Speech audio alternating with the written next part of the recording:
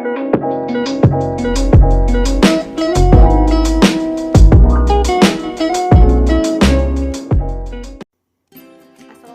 warahmatullahi wabarakatuh. Perkenalkan, nama saya Triana Anggun Cahyani, NPM 1913053009, nomor absen 29 dari semester 4C Pendidikan Guru Sekolah Dasar Universitas Lampung. Adapun tujuan saya membuat video ini adalah untuk memenuhi tugas mata kuliah Bahasa Indonesia di SD, yaitu tentang kebahasaan. Selamat menyaksikan.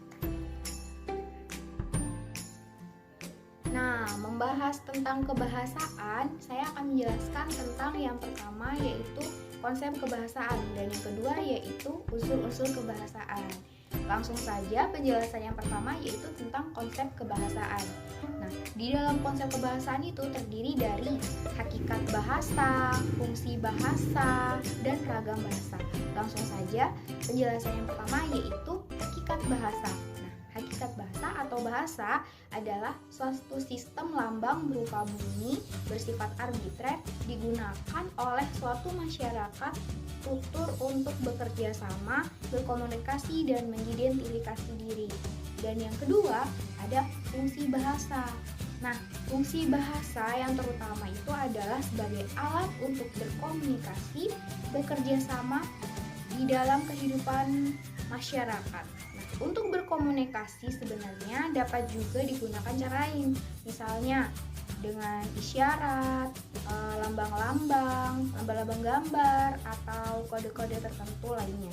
Namun, dengan bahasa, komunikasi dapat berlangsung lebih baik dan lebih sempurna.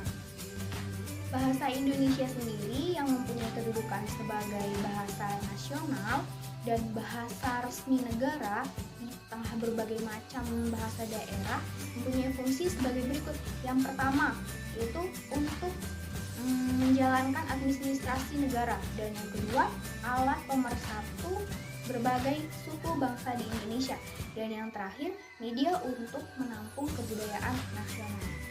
Dan selanjutnya yaitu yang ketiga yaitu ragam bahasa.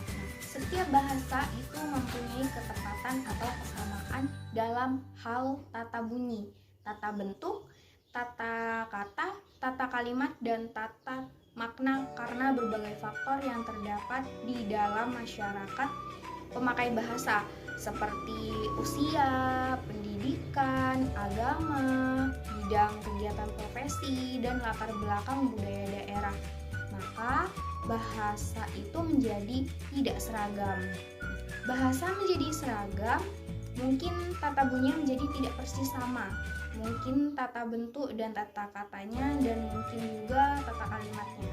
Nah, ragam bahasa Indonesia itu yang ada diantaranya antara lain, yang pertama ragam bahasa yang bersifat perseorangan, dan yang kedua ragam bahasa yang digunakan oleh sekelompok anggota masyarakat di wilayah tertentu, dan yang ketiga ragam bahasa yang digunakan oleh sekelompok anggota masyarakat dari golongan sosial tertentu, dan yang keempat ragam bahasa yang digunakan dalam kegiatan suatu bidang tertentu, dan yang kelima ragam bahasa yang digunakan dalam situasi formal atau situasi resmi, dan yang keenam ragam bahasa yang digunakan dalam situasi informal atau situasi tidak resmi, dan yang terakhir ragam bahasa yang digunakan secara lisan yang biasa disebut bahasa lisan. Selanjutnya penjelasan tentang unsur-unsur kebahasaan. Nah, unsur-unsur kebahasaan itu ada apa saja sih? Nah, kita bahas satu-satu. Yang pertama itu fonologi. Fonologi itu adalah bagian bahasa atau ilmu bahasa yang mempelajari bunyi-bunyi ujaran suatu bahasa. Nah, fonologi itu dapat dibagi menjadi dua bagian, yaitu yang pertama fonetik. Fonetik itu adalah bagian dari tata bahasa yang menyelidiki dan menganalisis bunyi-bunyi ujaran yang dipakai dalam tutur serta mempelajari bagaimana menghasilkan bunyi-bunyi tersebut dengan alat ucap manusia.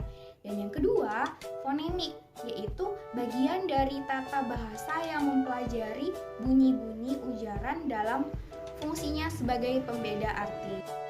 Dan unsur yang kedua yaitu morfologi. Nah, morfologi itu adalah bahasa tentang seluk-beluk bentuk kata atau struktur kata.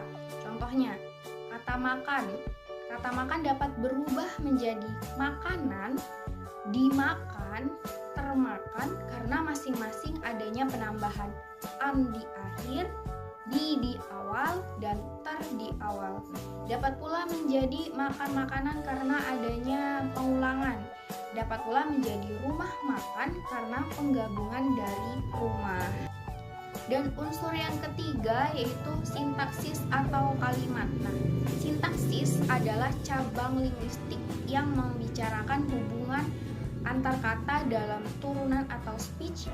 Unsur bahasa yang termasuk di dalam lingkup sintaksis itu adalah frasa, klausa, dan kalimat. Contohnya, ibu membelikan adik baju baru di hari ulang tahun adik yang ke-10.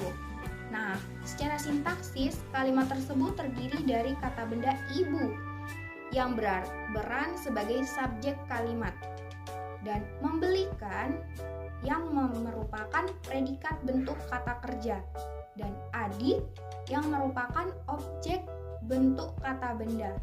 Nah, baju baru merupakan pelengkap yang merupakan frasa nominal dan di hari ulang tahun yang ke-10 merupakan keterangan bentuk frasa. Dan yang keempat ada unsur semantik. Nah, berdasarkan asal katanya berasal dari bahasa Yunani, sema yang berarti ayah, benda yang berarti tanda atau lambang.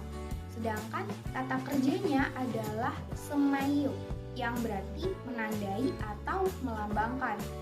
Yang dimaksud lambang di sini adalah tanda linguistik. Contohnya, uang. Uang sama dengan duit. Dan besar sama dengan gede. Seperti itu. Dan unsur yang terakhir adalah kosakata. Nah, kata merupakan unsur yang paling penting di dalam bahasa. Tanpa kata mungkin tidak ada bahasa, sebab kata itulah yang merupakan perwujudan bahasa.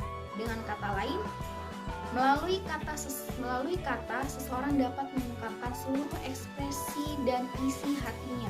Begitu pula sebaliknya. Untuk memahami dunia sekitarnya, seseorang harus memiliki kosakata yang luas. Semakin banyak seseorang memiliki perbendaharaan kata atau kosakata, semakin mudah ia dalam mengungkapkan isi hatinya dan semakin mudah pula ia memahami dunia di sekitarnya.